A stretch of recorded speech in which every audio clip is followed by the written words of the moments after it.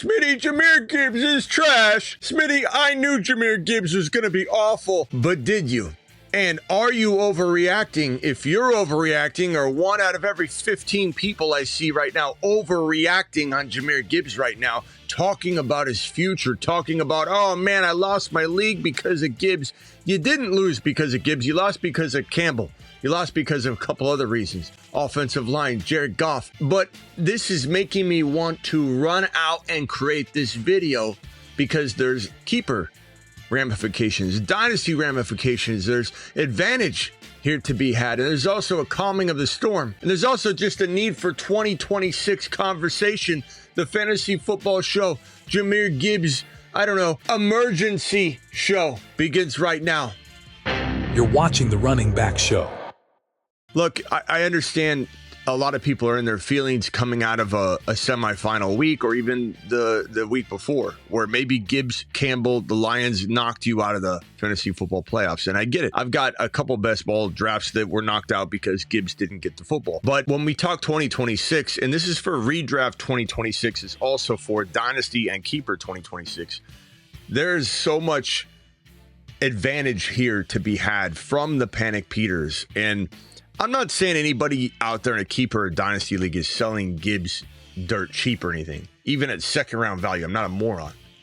But I am telling you that the negativity is great enough around the situation, even if people can get out of their feelings and realize it's not Gibbs's fault, any of it, they're still wrapped up in, well, what if this situation doesn't change for 2026? And that is an actual legitimate question, because if it doesn't, there could be inconsistency. Maybe you get left hanging again next year if the Lions lose, don't make the playoffs, and they're fighting for nothing at the end of the year, and then they screw you again. But this is definitely a Jahmyr Gibbs emergency live stream reminder session that he is the number 1 or number 2 or at least number 3 overall pick in 2026 redraft, 2026 keeper, 2026 dynasty, 2026 anything but superflex. He is by far and away a top 3 lock no matter what.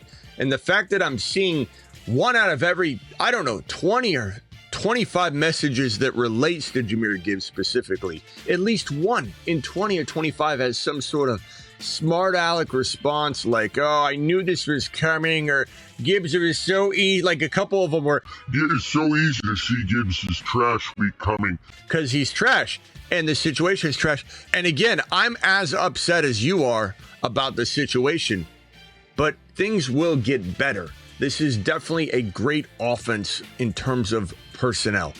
They're just like the Eagles when they lost Shane Steichen. Sirianni and Campbell are one and the same. Sirianni needs an offensive coordinator. Sirianni needs that kind of mindset. When Steichen left, Eagles fell apart for 1 year. Ben Johnson leaves, the Lions fall apart for 1 year.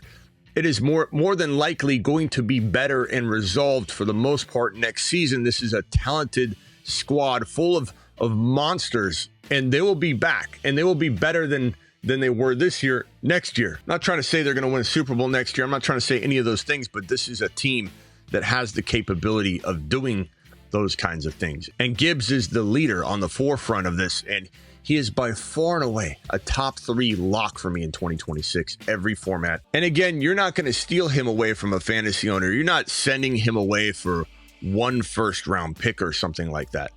This pen seems to be out. But you will most certainly be able to get him at a slight discount comparatively to his, if he had exploded down the stretch value, or if he had continued to play even remotely awesome on top of the amazing season he had. You'd be paying first rounders times 3. And now you might be able to go get Jahmyr Gibbs first rounders times 2.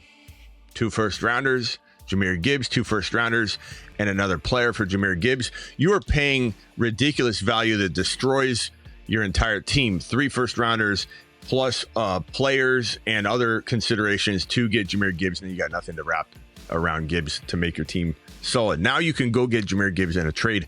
Now you can go get Jahmyr Gibbs using maybe 2 players that are playing very well, and you couldn't have done this before. I love Jahmyr Gibbs. I think Jahmyr Gibbs is so amazing, and I'm going to be promoting this man as the number 1, 2, or 3 overall pick from here until kickoff of 2026. So get ready for it. If you don't like that kind of content, you might be in the wrong place. I've got science and data to back it up. Do you? I do. Here's my data. Where's your data? But the continuum of the gigawatt component structure of Jahmyr Gibbs's workload divide has a megawatt offload that if you compartmentalize the component conjunction timekeeper and you flux capacitor out the continuum component megabolt, things just end up happening. And that's why Jahmyr Gibbs is a top 5 to 10 running back instead of top 6 to 10. I know, and I know that there's one or two of you typing right now. Angry Angus or I'm right, Ian, whatever, and you're going, Dear Smitty, I'm writing you right now, angry with an LOL-LMAFTCO, and I'm going to say this right now. Hear me roar. Smitty, no one's trading Jahmyr Gibbs. Does this guy really think someone? Not everyone lives in your world, Bill. Not everybody does. You might live in a world where the guy that owns Gibbs, and maybe that's you, and that's why you're speaking this way. Well, you might live in a world where Gibbs is not discounted. What I'm telling you, 1 out of 25 people are talking negative, really negative about Jahmyr Gibbs, meaning that probably 2 or 3 or 4 more out of 25 people might waver on something in a dynasty keeper setting that they shouldn't be wavering on. It's a slight discount in some cases, it's a little bit bigger discount in others, and it's a steal in very rare scenarios, but it is present. The reason I know that is nobody tests the temperature of player value more than I do, because I answer more questions than anyone with my community. So I have a real good temperature and barometer of player value and when it fluctuates in weird ways that we can take advantage of. And again, not only just Dynasty Keeper, we're here to talk early 2026 because we're sickos. We're absolutely nuts. In 2026, I just wanted to come out here and say, guess what? This is my boy. He's going to be my number 1, number 2, or number 3 overall pick across the board. I'm going to diversify. One thing I've told you guys, the mantra of this channel will be diversification of your fantasy football portfolio in 2026. We will adhere to that, and this will not make Gibbs somebody we break the rules for, but I'm certainly owning this guy with a smile in 25% of my leagues that will allow me the opportunity to draft this kid or trade for him or whatever. I'm gladly going to own him at the 25% clip rate.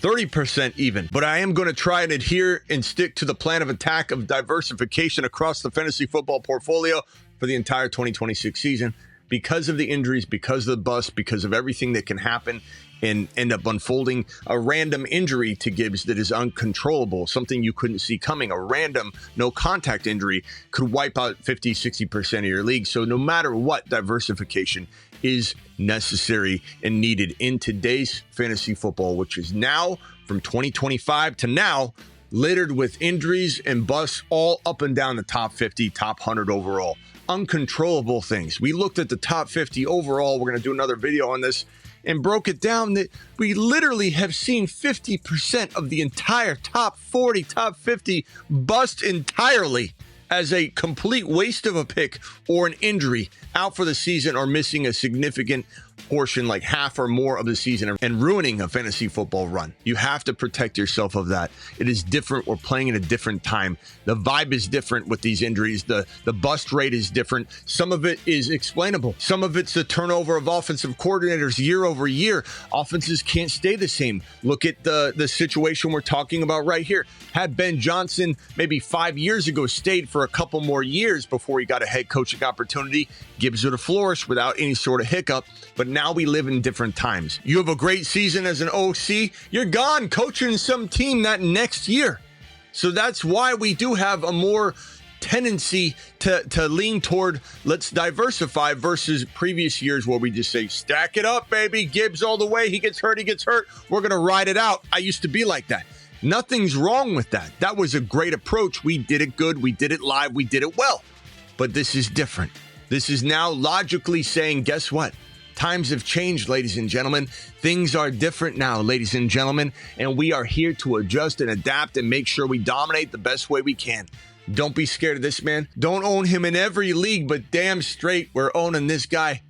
in at least 25, 30%, if possible, in 2026 across all formats. You've been watching the Running Back Show here on the Fantasy Football Show. Don't forget to get on over to my 24/7, 365 live chat group, the Patreon, baby. $10 a month, cancel anytime.